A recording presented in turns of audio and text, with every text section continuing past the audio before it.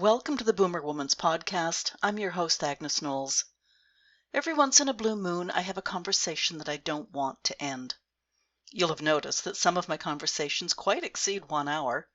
Those are good conversations that I know are going to wrap up shortly after the 1 hour buzzer sounds. I don't really have a buzzer, but I do let them run their course. When Amy and I passed the 1 hour mark today, I knew we still had lots to talk about, so I tossed the clock out the window. We wrap just after the 2 hour mark, so I'm dividing this episode into 2 parts. Depending on where you're listening, you shouldn't have to look too far for part 2. Amethysta Herrick is a trans woman who was willing to share her lived experience, both before and after her transition. If that sounds a little outside your comfort zone, all the more reason to listen in. Because, unlike the ignorance, the stupidity, and the disinformation being tossed about by the current U.S. bureaucracy and a number of Canadian politicians, Amy is a geneticist and a chemist. You know, those intelligent folk who have real scientific information and learning between their ears. Given the events that are unfolding so brazenly in the U.S., I contacted Amy and last week's guest, a U.S. employment law attorney, for help in crafting their intros, as our conversations were recorded before the new U.S. government took office. Recent executive orders paint transgender people and any discussion of gender issues as distinctly dangerous and anti-American. But no matter where on the gender spectrum a person lives, everyone just wants to live their lives. You know, like most of us white cis folk take for granted.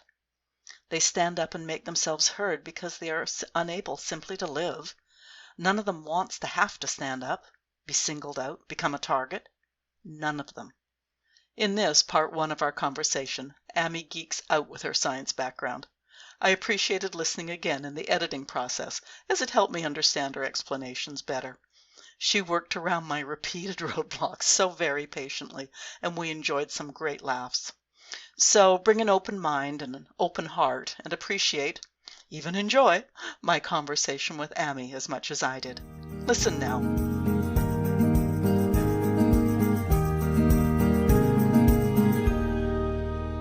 You are well aware I don't back down from interviewing on subjects I'm not acquainted with.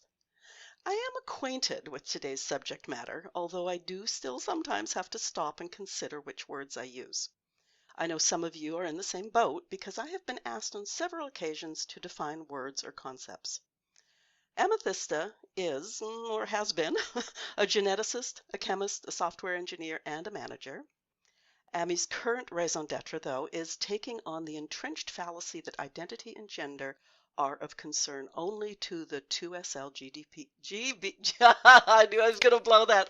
2SL, I'd always worked when I practiced. The 2SL GBTQIA community. Did I get it all in? You see, I expanded what you had in your notes. You did, I know. Okay, I could tell you more about Amy, but I'd rather she introduced herself today. Amethysta, Amy, Herrick, welcome to the Boomer Woman's podcast. Thank you so much, Agnes. I really appreciate the invitation. That's great. Before we jump in, though, did you choose your name for a reason? Oh, gosh. Okay, so, interesting story. So I was playing a video game called Final Fantasy XIV. It's an online video game. And I wanted to have a little purple cat girl. And so I thought it would be funny I love gems, because you can, like, if you have gold, I think of this like a feudal lord sort of way. I'm going off on a bit of a tangent. That's good. But like a feudal lord, if he gets gold, right, he can melt that down, make a goblet, he drinks, whatever. Then he gets decapitated like you do with feudal lords, apparently. They melt down the goblet, turn it back into coins, right? You don't do that with gems. Like if you grind up the Hope Diamond, now you've got dirt. Right? It's good because it's one big thing. So gems are nice. I like their durability. That's a long tangent just to say I also really like purple. All my life I've always liked purple. So I named this character Amethysta because I thought it would be fun. You know, she's named after a gem. So this was in 2021, and it was at the end of 2021 that I had but like a rather large mental breakdown. And my wife said, listen, I need you to go and investigate your gender identity. And so I thought about it for about 6 months. Yeah, about 6 months.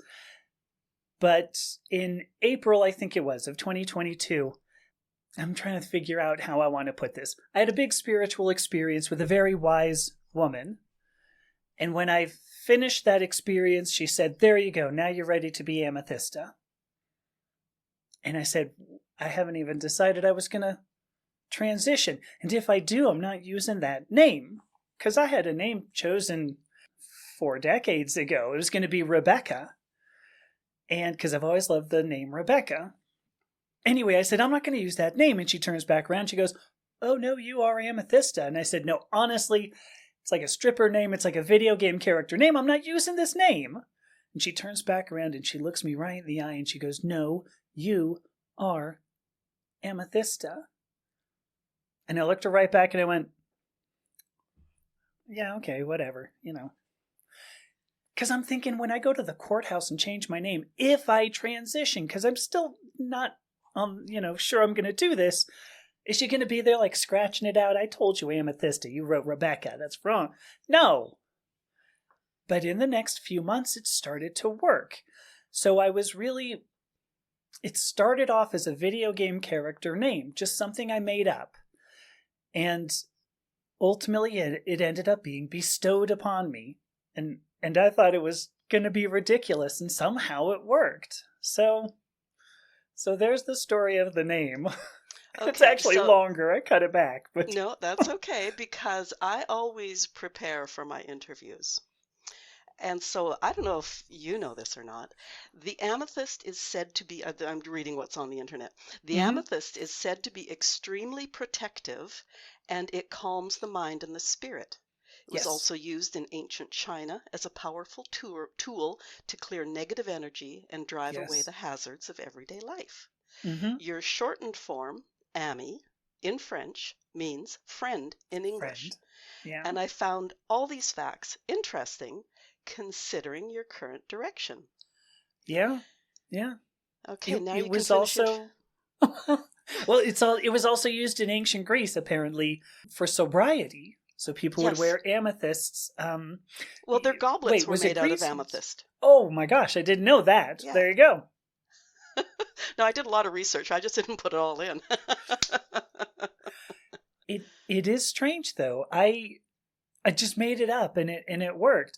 It turns out I'm a Pisces, and it turns out it's the Pisces zodiacal stone. It's also the February month birthstone.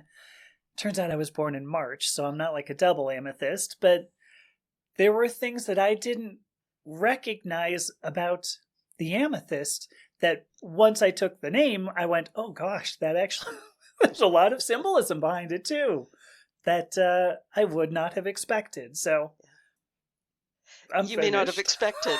No, you may not have expected it, but it's like it works eerily well. It was like that person knew, your wise woman knew. Yes. Exactly. Oh, yes. Yeah. Very much. You would become. What I would become. Oh my gosh. There we go. Yeah, almost. That's your segue to now introduce yourself. So, gosh, so you do have it right. I have a background in biology, particularly genetics. And I'll tell you why I ended up going for genetics too. When I was a kid, so I was, I would say I was maybe 4 or 5 years old when I realized, when I started realizing gender as like a thing, like something that we possessed in some way. Because I have 3 sisters, and I just assumed I was one of them. I mean, I looked a little different, but when you're like 4 years old, right, you look like everybody looks the same. So I looked a little different, but I thought that's not big enough that it's going to make any kind of, difference in the rest of my life. By 8 years old, I was well aware that people treated me differently than my sisters, particularly my father, who was physically abusive, and I mean, he's gone now, so I can say whatever I want about him, but so by 12, I knew that I was different, that there was something weird about me. and I'm just going to leave. I'm going to say weird because that's what I thought. So when I was graduating from elementary school, no kidding. So I would have been, what, 10 or 11? I guess 11 years old. Yeah, 11 years old. I had already established that I was going to learn about genetics because I had heard, this would have been late 80s, late 70s, early 80s. I had heard that genetics ran everything. And so I assumed I could fix myself because there was clearly something wrong with me. The way people treated me, there must be something wrong with me. So I was going to go into genetics so that I could fix myself and engineer a better human being. So that's why I went into genetics. That's my background. Originally biology, particularly molecular biology. And then I went into chemistry. I went into chemistry more because at some point I realized genetics wouldn't fix me. And so I got bored. And I said, well, I'll go do something that's much more fun for me. So then I did electrochemistry, which, is everybody's hobby, right? You've done this, right?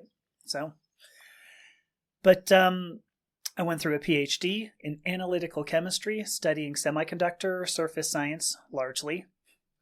That's fun, too. Everybody's hobby. I was a joy at parties, let me tell you. People are, so what do you do? I go, actually, let's talk about something else. Right? So after I finished a PhD in chemistry, I went into the technology field. So I was a software developer, and then I went into architecture, so software architecture, ultimately into management, up to the executive level. So I was building teams. I was learning about people and giving them the tools that they needed to be successful. And that really felt like my calling. So in 2022, when I ended up starting gender transition, I thought to myself, I can't stay in software because it is so white male dominated. I said, I've got to go. And my wife actually agreed. She said, sure, go ahead and retire. And so now I am a writer. Think of myself now as like a scientist and a philosopher. So I write about gender and I write about identity. I do podcasts, I make videos, and I'm trying to spread the word about, gender and how gender and identity they're not things that we possess. I started off this story by saying when I was 4, I realized gender was something we possess. And I don't believe we possess it. It continues to be a process that we go through our entire lives.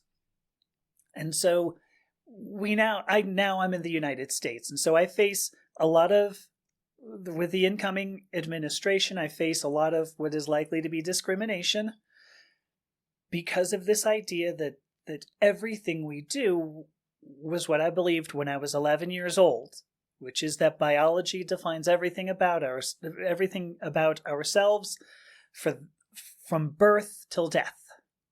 That's false, folks. I'm just gonna. Here's the quick story. TLDR. That's false. That's my background. Okay, I can tell we're going to be hopping around my notes, so which is fine. I'm sorry. No, that is fine. Just talking about you, the child, what I found interesting, and we're going to get into the knowledge bit because I heard you talk about knowledge, is we tell our children to trust your gut. So if you're walking down the street as even that 11-year-old and there's a car following you slowly, you trust your gut and you go. Oh, yeah. So we tell them to go with their gut about what's in the outside world, but we tell them they're silly when they voice their gut feelings about their inside world. Oh, no, that's just a passing phase, or don't be silly or something. It just seems so strange to me that we can preach both sides of that coin. Yeah. Well, and I'll take it even further. When I grew up in a very conservative household, politically conservative household, my father was in, defense, aerospace, the whole time I knew him.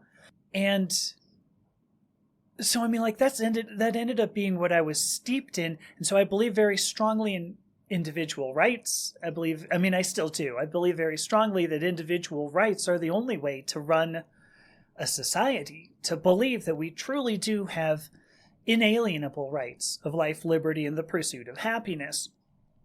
Which means, to me anyway, because I've thought about this long and hard, life implies that the government cannot take away our ability to think, cannot take away our ability to act.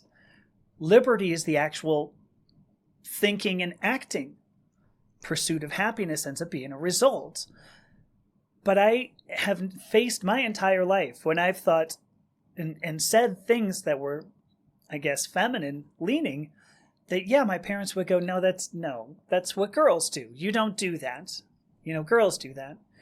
When I would start, once I started like actually dressing in a feminine way, particularly in graduate school, I really leaned into femininity. I had some people who said, well, that's wrong. Why would you do that? So this is a good question. I'm actually going to angle it in a bit of a direction, because part of my theory of identity is that we have this core set of knowledge. You mentioned knowledge. And I think my canonical example here is just to say, you, Agnes, what is your favorite vegetable? Ooh, you're thinking. Yeah. What's a toss-up? Cauliflower and broccoli. Okay, that's cool. What if I said, no, it's asparagus? Yeah, no, I'd say, bugger off, I know what I know. Perfect, right. And if I were to ask you why, first, well, why cauliflower, or let's say broccoli?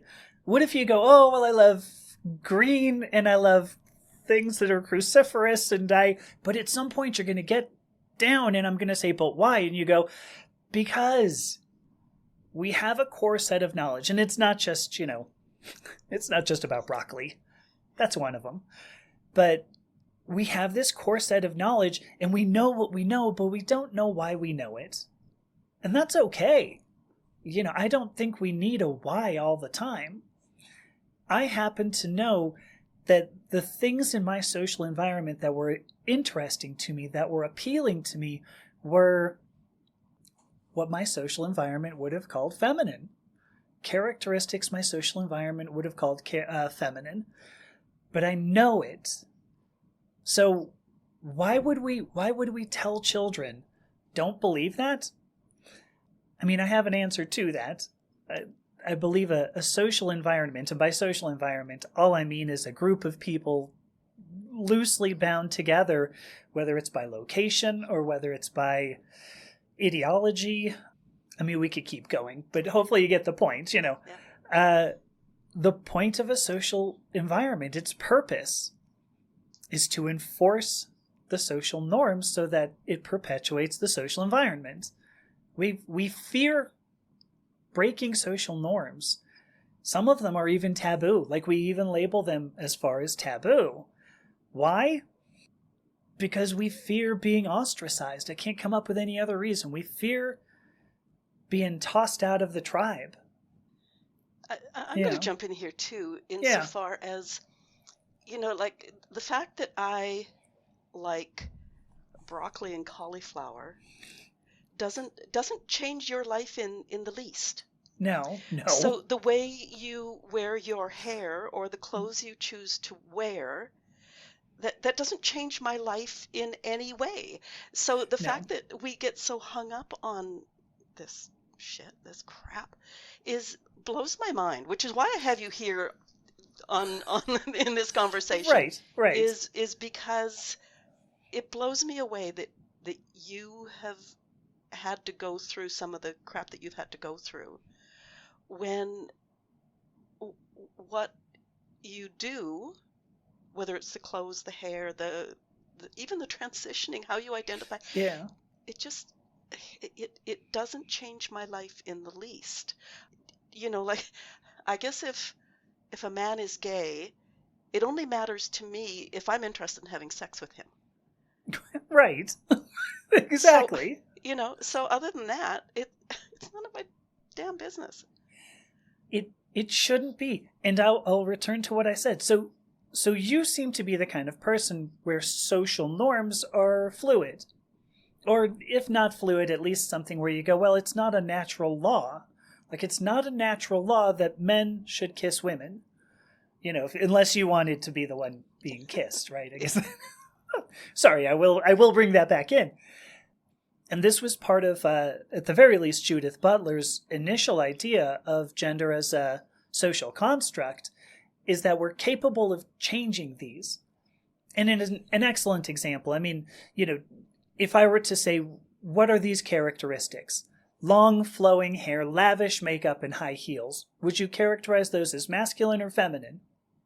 Depends on the decade, given my age.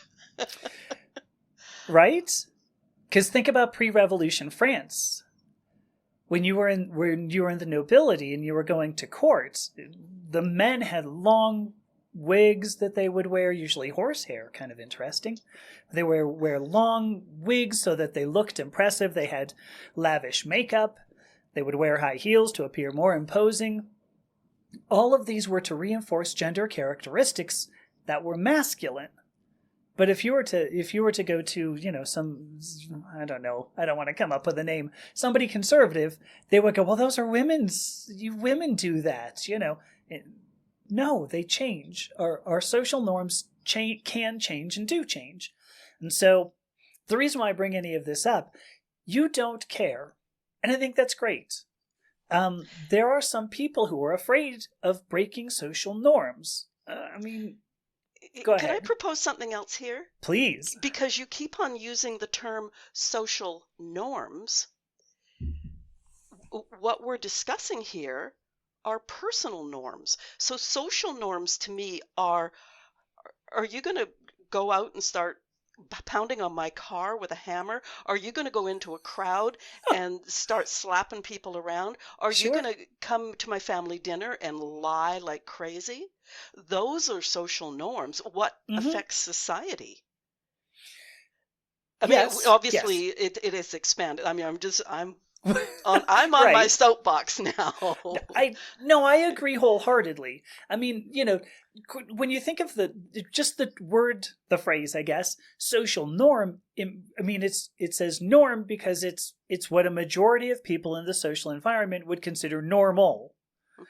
Right? I mean, and that's why it can change, because the majority can go, "Ooh, I'm done with wearing bell bottoms or something." See? How was that? Was that a good reference back to I probably had some as a kid. So I guess that's it.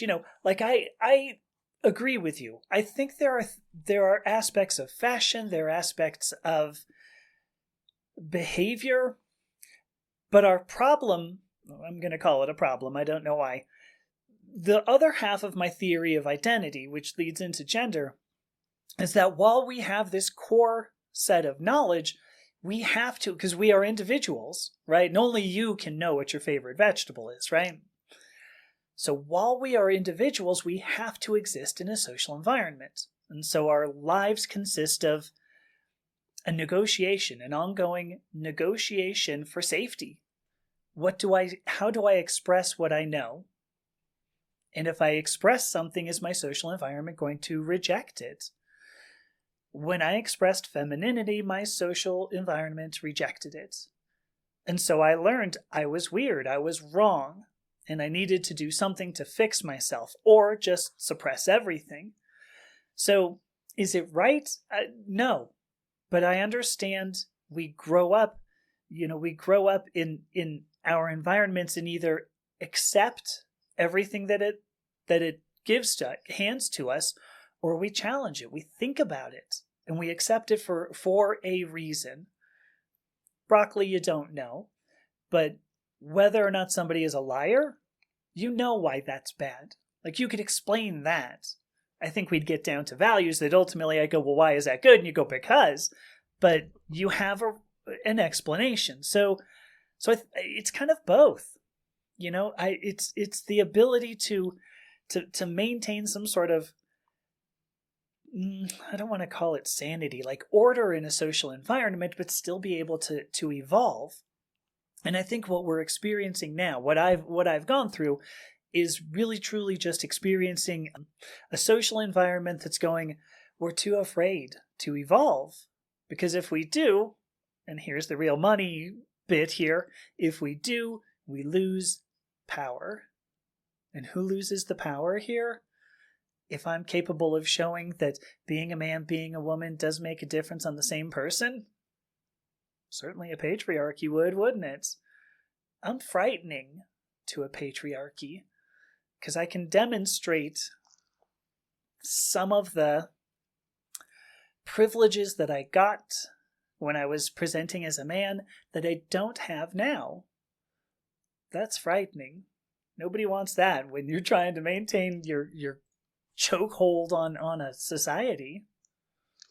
Okay, well, I'll give back. Yeah, well, how I conclude all my soapbox speeches is, when I rule the world, things are going to be different. I had somebody leave a comment on a YouTube video. I think it was, I don't know what it was, but somebody says, "Woohoo, Amethysta Herrick for president." And I went, oh goddess, no. The last thing I want to do is rule the world. I want everybody to be the person they know they are. And maybe that would be all I rule. Maybe that's it. When I rule the world, I'll just go, who do you know you are? Okay, good. Go do it. Well, hang on. You know you're a dick. Okay, don't do that. I was just going to say, I used to live in a town where, I don't know who it was, would put random signs up on like trees or power poles or something like that. And one of them, it was, I don't remember any of them except this one that just said, "Be who you are." Oh, gosh. And someone else had come along and put one underneath it that said, "Unless you're a dickhead. If you're a dickhead, don't be you." Right. And it was just perfect. I like that, yes. Yeah. Okay, I mean, so let's get into the meat of this. Yeah. You separate, if I understand, gender and identity. So gender is an aspect of identity. Gender, these are good questions. Do you mind? Can we start actually distinguishing the biological from sex versus gender? Can we start there? Well, I was going to ask you the difference between sex and gender, so sure. Yeah, so let's start with that because this is a fascinating question. Because if you ask somebody what is sex, they generally go, "Well, it's your genitalia, right? It's what's between your legs." When I was in biology, molecular biology, I had a course, and so it would have been late 80s that I took this course. Sex. So let's jump in a time machine, okay? Early biologists, they're like, oh gosh, we've got to figure out how to classify things, and they recognized a distinction between species that could reproduce with only one parent and species that reproduced with more than one parent. Some, two or more. Let's say two or more. And so they started classifying again. And they found that of species that engaged in sexual reproduction, so two or more, there generally were two gametes, is what they called it. And a gamete is just like a packet, like we know it now as genetic material, but, back in the early days, I guess, it was like, look, there's like a packet of something.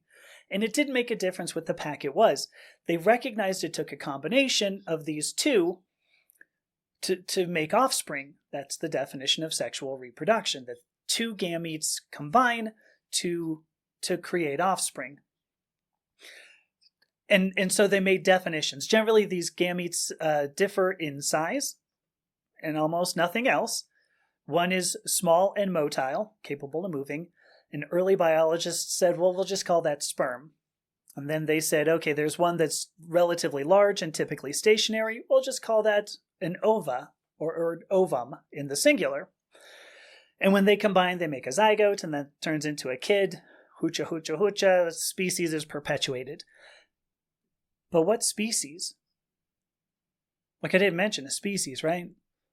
I didn't mention delivery systems. I didn't mention biochemistry. I didn't mention genetics. That's the definition of sex, and that's it. That whether or not you're able to, what gametes you actually contribute to reproduction. And it's interesting, one act of reproduction. And I say that because biologists then started looking around. They're like, great, we've got these definitions. Let's go do some good, right? And then they go, oh my gosh, we just found a species We just found a species where every organism is capable of making both gametes. Yikes, what do? Plants. Most plants, if you look at a flower, they have pollen, they have a pistil, they have a stamen. They have both gametes. They make both gametes. They found species that when they're born, they can create one gamete, and then they grow, they grow up a little bit and might change gamete. That's called sequential hermaphrodism. They found many organisms that when they're born create no gametes. Like humans is one of them. They create no gamete. They have to reach asexual maturity, and that's not always guaranteed. They may or may not reach this sexual maturity and be able to contribute a gamete to one act of reproduction. They also found species that there are many species of fish in the Great Barrier Reef, and I love these. Oh gosh, these are the coolest things because they change sex based on social pressures. So you have, they call them harems. I don't know if this is the biologists are not great at coming up with, like science in general kind of tanks it, nomenclature. But these you will have one male who has several females for reproduction.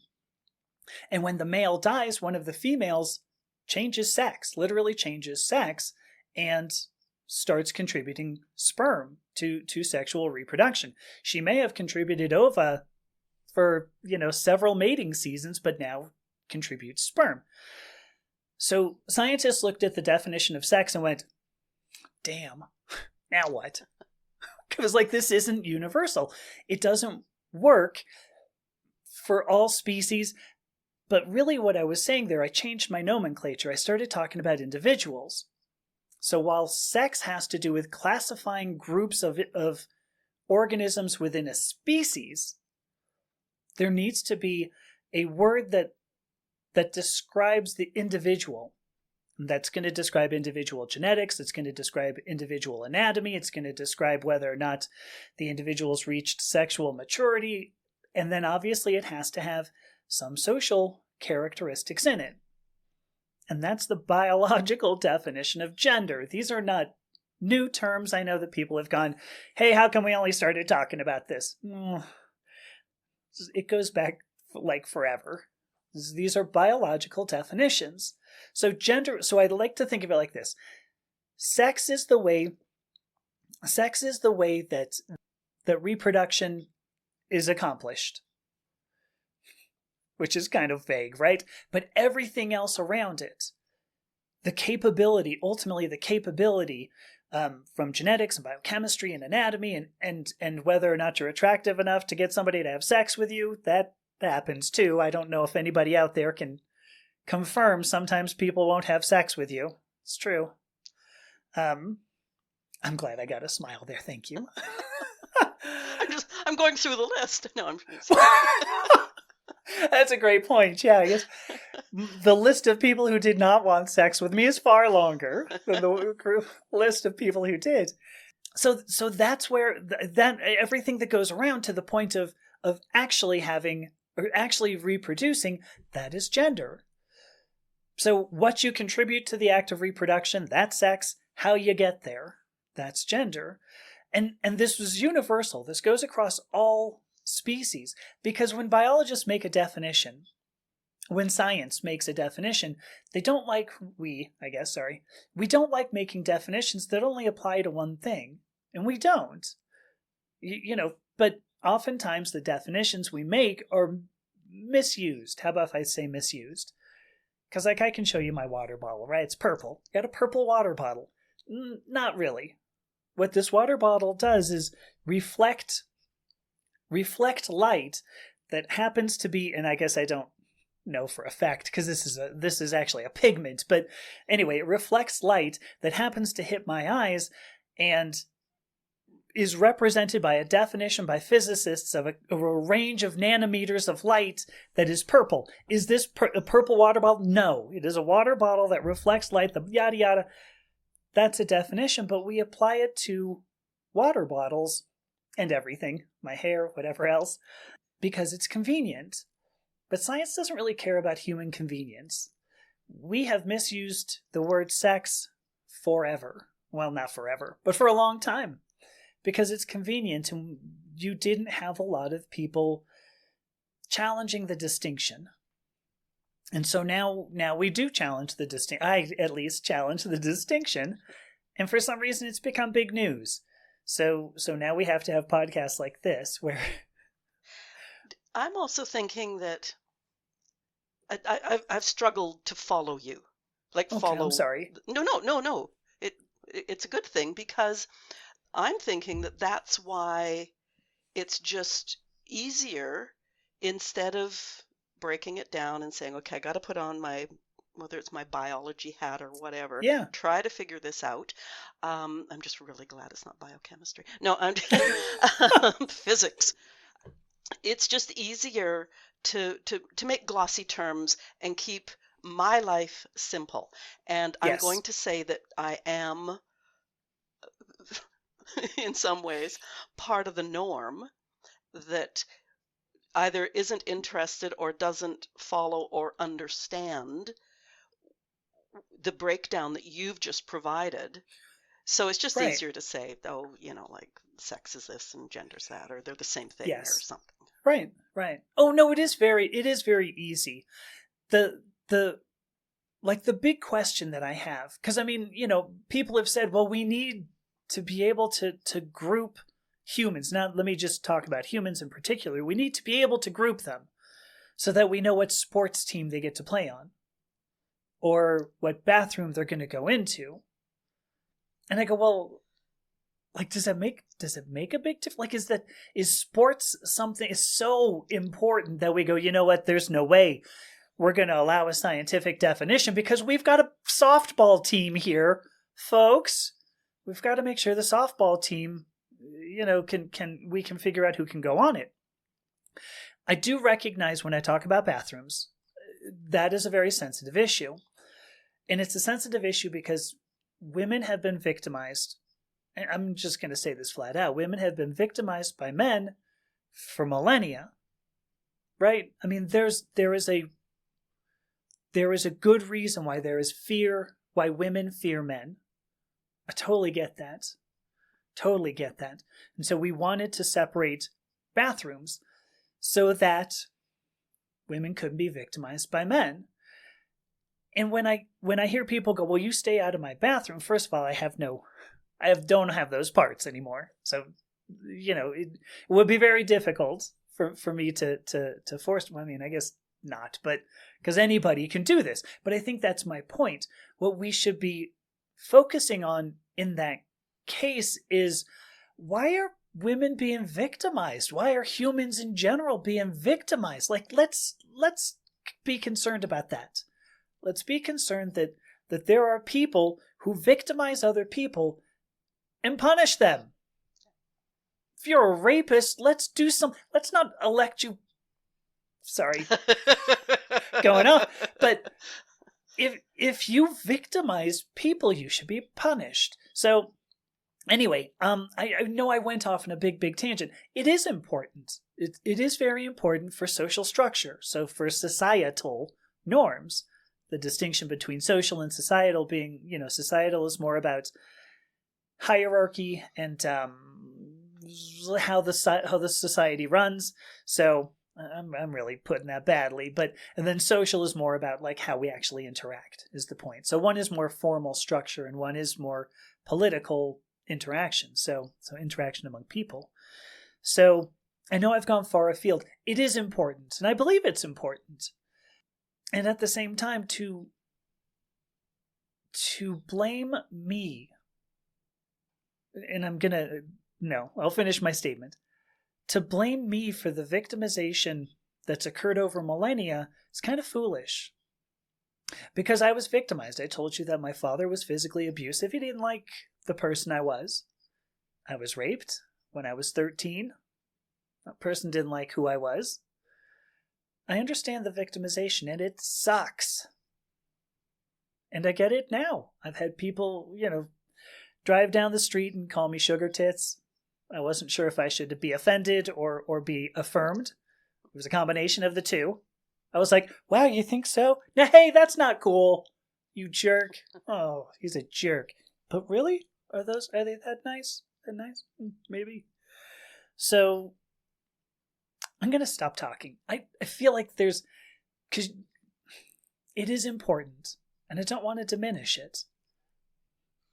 Okay, and I won't keep going down that road because because I'm preaching to the choir, and you're preaching right now one-on-one to the choir. Right. Like any of the trans people I know that go into the bathroom want to go to the bathroom. It's just a matter of let's go to the bathroom. But Absolutely. yeah. And for what it's worth, many of us experience that victimization. We understand it. And the chances of us wanting to perpetuate that are so close to nil. Because it sucks. We understand what it is not to hold power. We understand it because we experience it. Is it the same as like being assigned female at birth? I don't know, because I was not. But the people who tell me I can't understand it also have not lived my life. So, bit foolish to say that too, isn't it? Okay. I left the pregnant pause on purpose. Can we go into some of the less common terms now? I'm taking us into a different area now. I say they're less common because I've had people say, what exactly does that mean? Sure. So non-binary, asexual, pansexual, intersexual. Okay. Great questions, actually. So, non-binary, let's start with that one. When I was growing up, I did not identify as a boy. I mean, I still don't. Sorry, it's not like I stopped, but I didn't identify as a boy. So what that meant is I felt like a girl. I'm presumably, and I'm you had said before that you are cisgender, so you probably don't understand what it means to feel like a man. Man, I'll ask the question, yes or no? Do you know what it feels like to be a man? I will say, as a woman who really likes hot cars, and I did at one point in time want to be both a mechanic and a long distance semi-trailer truck driver. You're challenging it, yeah. I know that other women went and still do, like, what? Right. So, right. so no, I don't identify completely, but I will add the but. Yeah. Okay. No, and that's great. I mean, that's a good example because I don't identify well with masculine characteristics.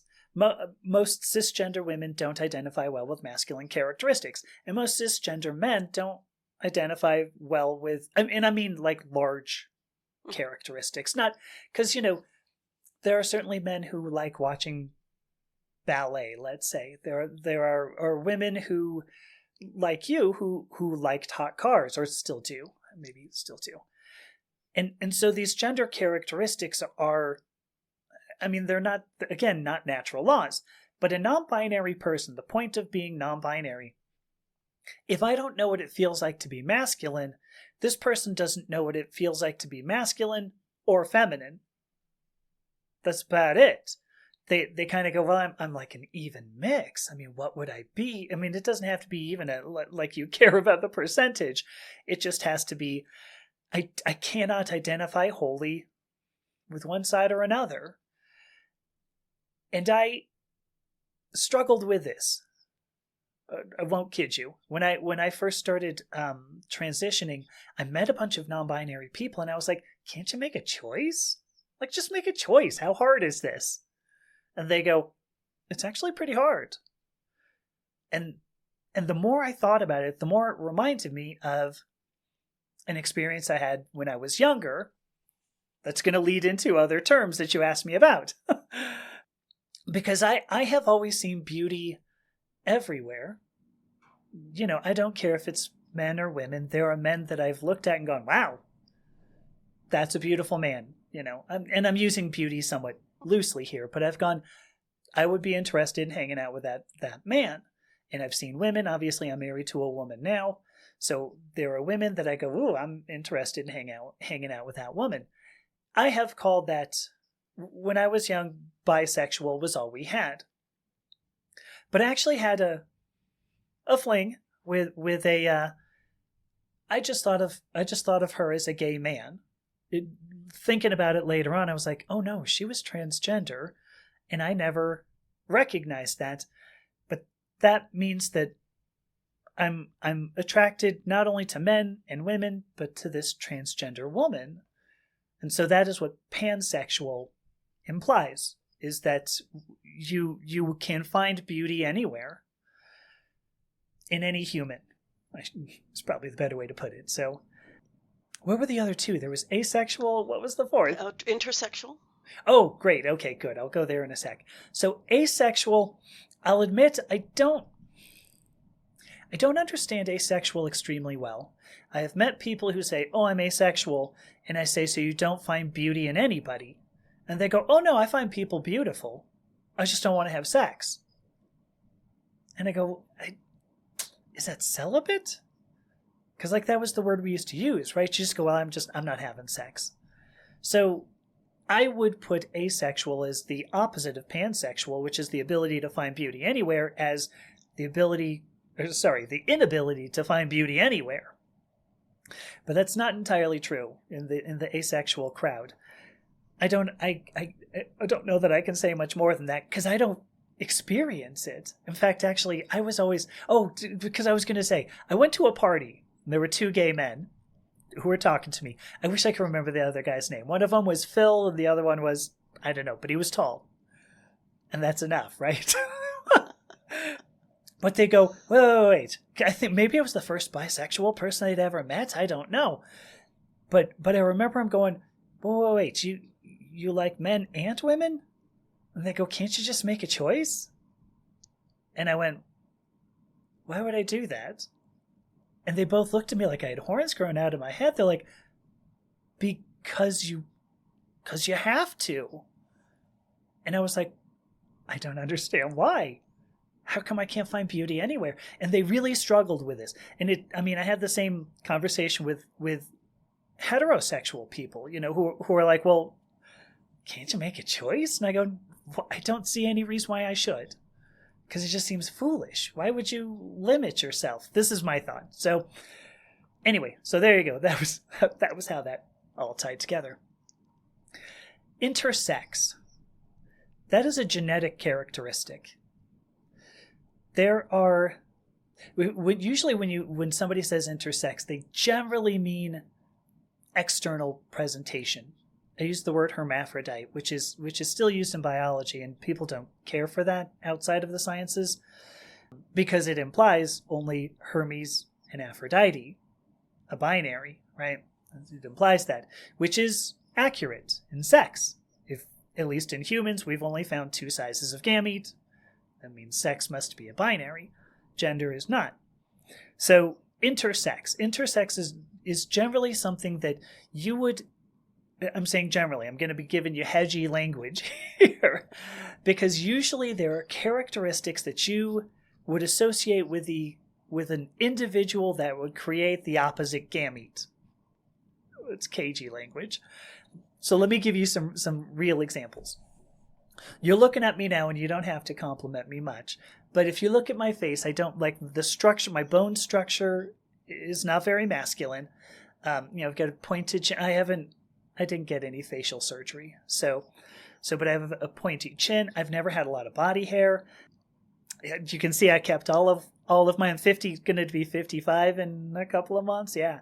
So you see I've got all my hair. I didn't do anything for that. I did not have a lot of effect from testosterone.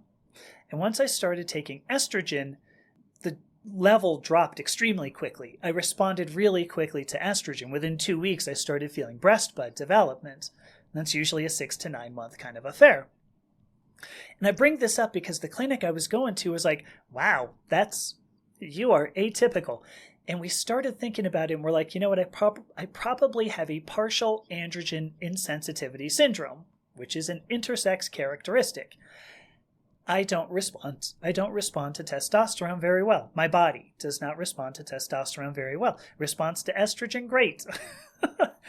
So intersex characteristics, there are several that have to do with anatomy, several that have to do with external presentation, but there are over 1,200 intersex characteristics that have been identified. Most of them are not obvious until you experience what Western medicine would call some kind of dysfunction.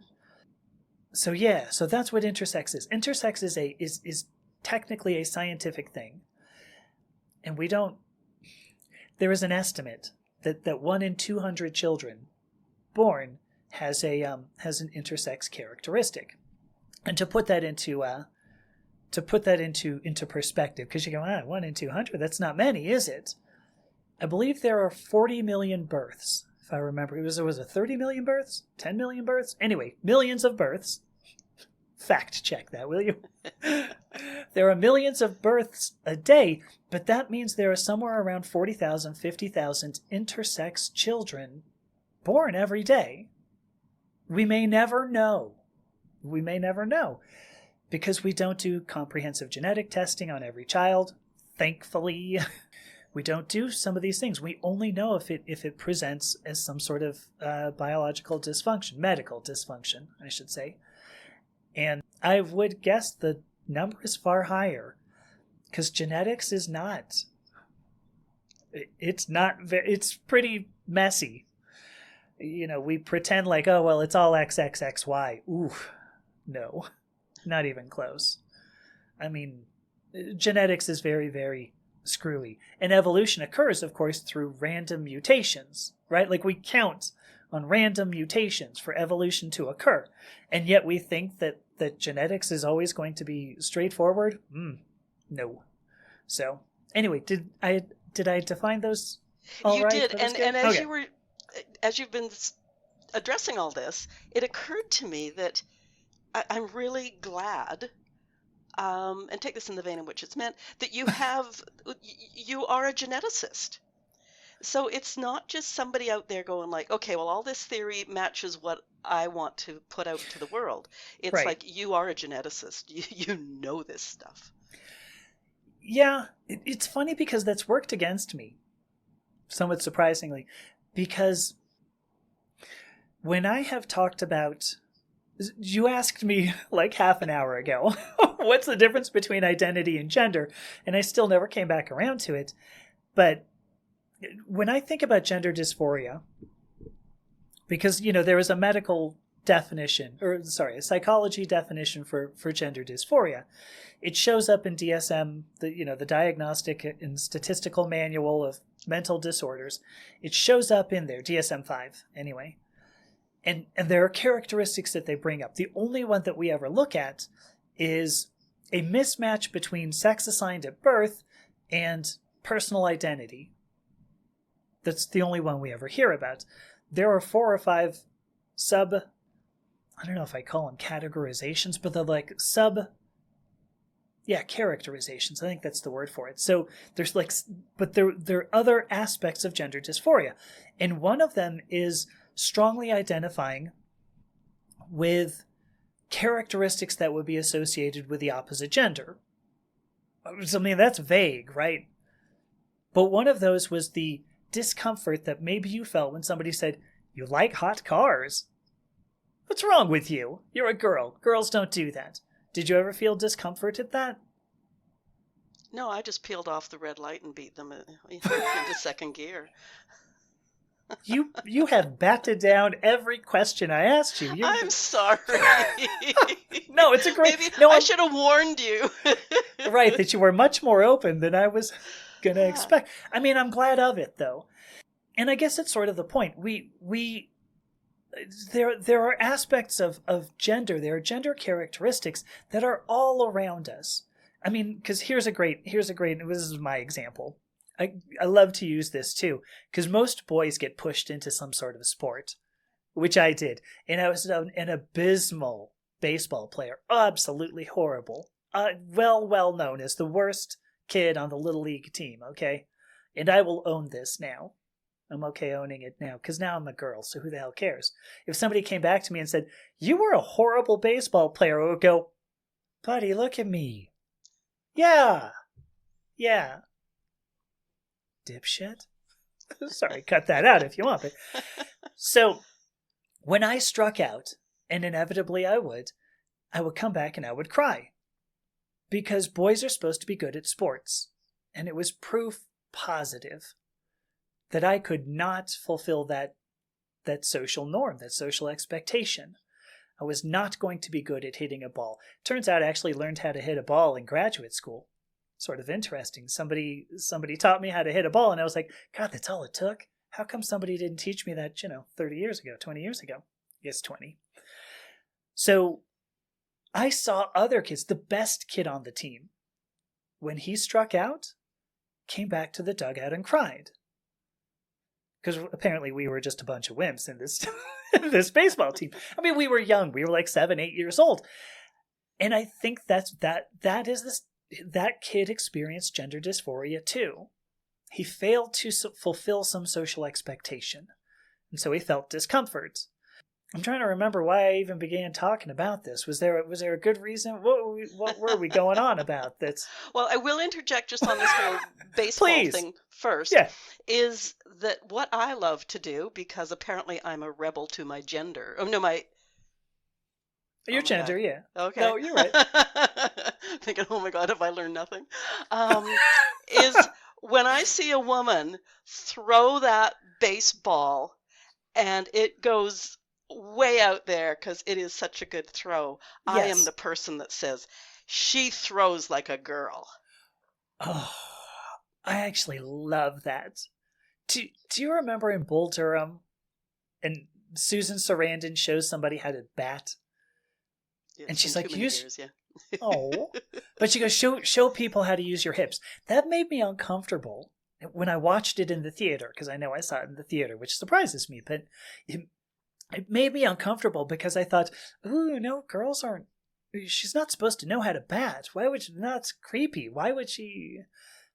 And investigating that like years later, I thought, what a weird, entrenched phobia of like crossing social expectations. Why should Susan Sarandon not have studied how a body will best hit a ball?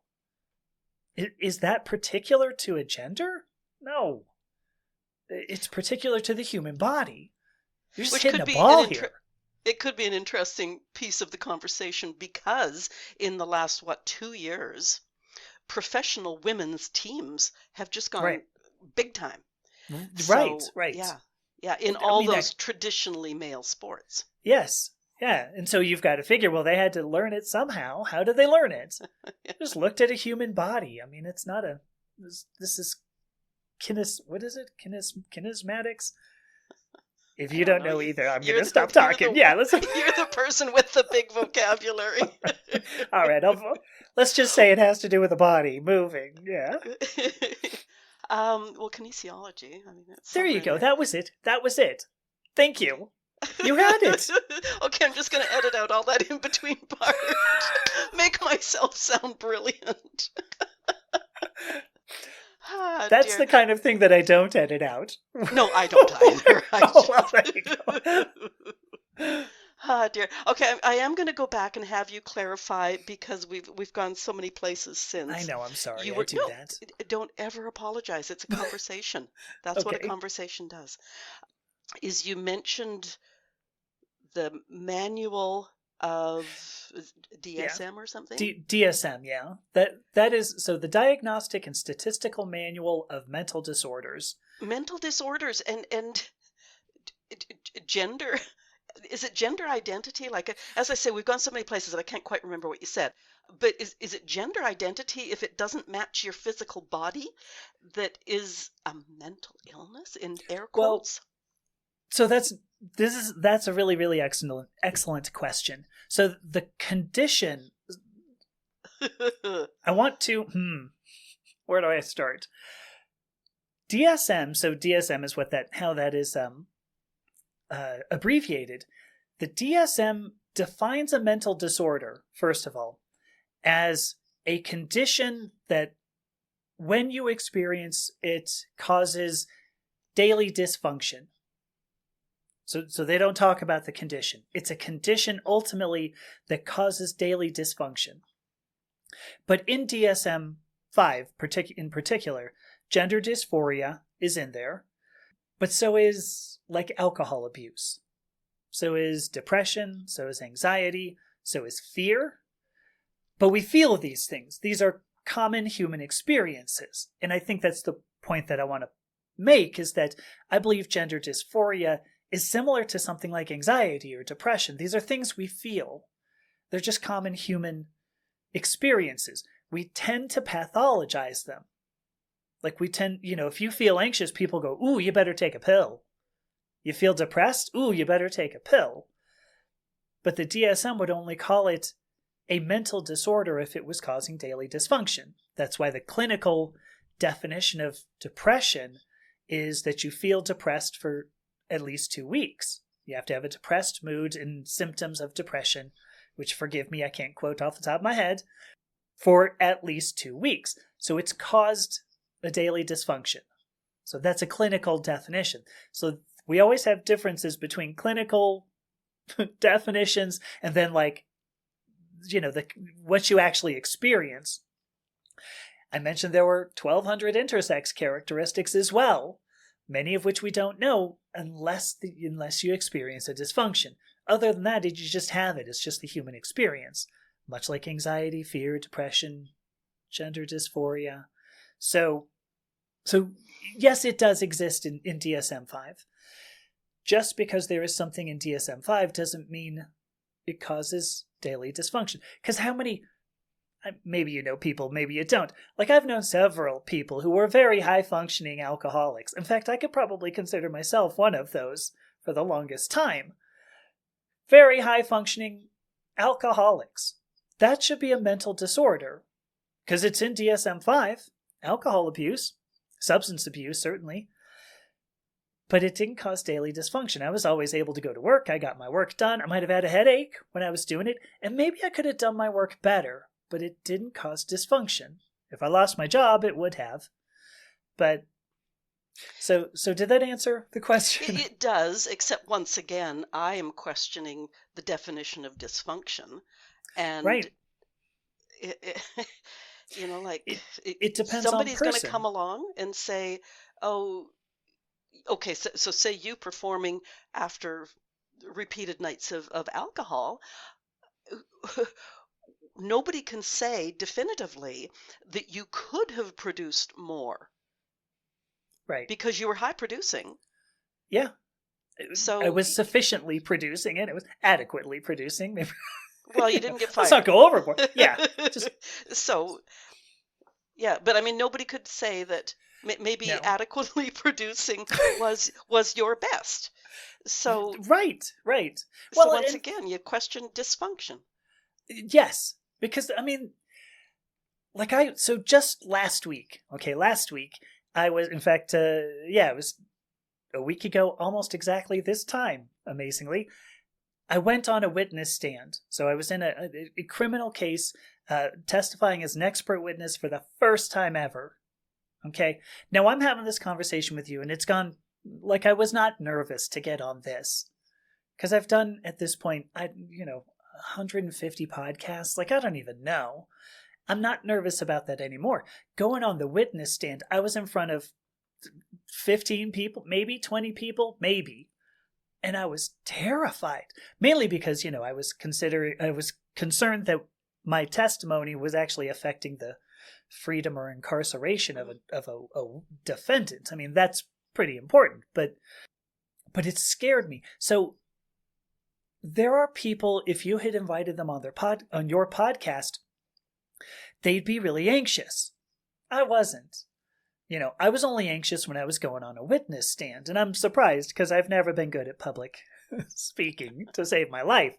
It's interesting that any of this has worked out for me in a couple of years, but I guess my point is it changes for each of us, and it depends upon the situation as well. So, yeah, what is dysfunction? And I still testified. I was anxious, but I testified. Was that dysfunctional? It's a good question. This is why I believe that. Here's I'm going to get on a soapbox again. Okay, Western medicine, I have called it that it tends to pathologize the human experience. You can't do anything if you don't feel well, you cannot do anything in the United States, at the very least, without a medical billing code. And that medical billing code has to be a pathology. I have a friend, for instance, who had endometriosis, had a complete hysterectomy. Ovaries and uterus were removed, get fallopian tubes, everything. Everything's gone because it was pretty messed up. She has found since that she functions better with some testosterone, more testosterone. And I bring her up because she is a cisgender, heterosexual woman who could use some testosterone hormone therapy. But she lives in Texas. And in Texas, that's a cross-sex hormone, and she would have to get a diagnosis of gender dysphoria in order to get this cross-sex hormone. And there are a lot of limitations if you have gender dysphoria in Texas. So, she just wants to feel better, right? But she has to pathologize herself. Ultimately, I look at my experience, and in order to get the medication that has allowed me to express my identity completely, I had to call my identity a pathology. I have gender dysphoria, chronic gender dysphoria, daily dysfunctional gender dysphoria, and that's why I needed a diagnosis to get estrogen so that I can be the happiest person I have ever been. I'm a pathology, my whole identity. Do you know how that makes me feel? I mean, Jesus, all I wanted was, to be happy. To have to label myself a pathology is difficult. That was my soapbox. And when I rule the world, we will have identical thrones. It's okay. It's great, as long as mine is upholstered in purple. Okay. I'm glad you explained that, because that also, I hope, makes a few people look at someone who isn't the social norm / definition, right, as, or just look at them differently, because they are not a pathology. Right. I mean, and just to use my example again. So I transitioned gender at 52. I knew I was going to do it by 12 years old, and I tried in 2001. Procedure was rather difficult, even in Los Angeles in 2001. So I started transition at 52. And at 52, I was a very crabby, depressed, old, dying man who hoped for death. I'm not even going to say wished for it. I mean, was hoping. Can I get hit by a car so that I can end this? I'm now 2.5 years later, since I started, applied that first estrogen patch. And I want to live. I think I'm just going to say that. Sorry. But I have to keep getting a diagnosis of gender dysphoria to continue getting the hormone therapy, all of my gender-affirming care. I have no daily dysfunction. Now I'm happy. Now I know how to be happy. So, I don't know that I have a summary to that. So in part because so I'm still trying not to cry. So your alleged dysphoria is making you higher functioning and happier. At this point, yeah. Alleged I don't have dysphoria. Gender dysphoria. Yeah, well, precisely. Yeah. Now, Amy, are you good for time? I am, yes. Okay, what I'd like to say to listeners is you are used to my podcast episodes being an hour-ish. We are over an hour, so I'm going to break this into just 2 pieces of an episode. So listeners, we are going to get into some really interesting questions as long as Amy's game to answer them, which she has promised me she's just open to any questions. Oh, yeah. So just click right back into the next episode, which is below, somewhere, depending on where you're listening. And that's the first half of my conversation with Amethysta Herrick. Amy, If you struggle to follow the science, welcome to my world. But Emmy's science background is exactly why I was thrilled when she agreed to be my guest. Facts and science, sometimes novel concepts in these times we're in. In part 2 of our conversation, Amy explains her transition process and why she made some of the decisions she did. You'll find it nearby, either above or below or beside this episode, depending on where you're listening. See you shortly.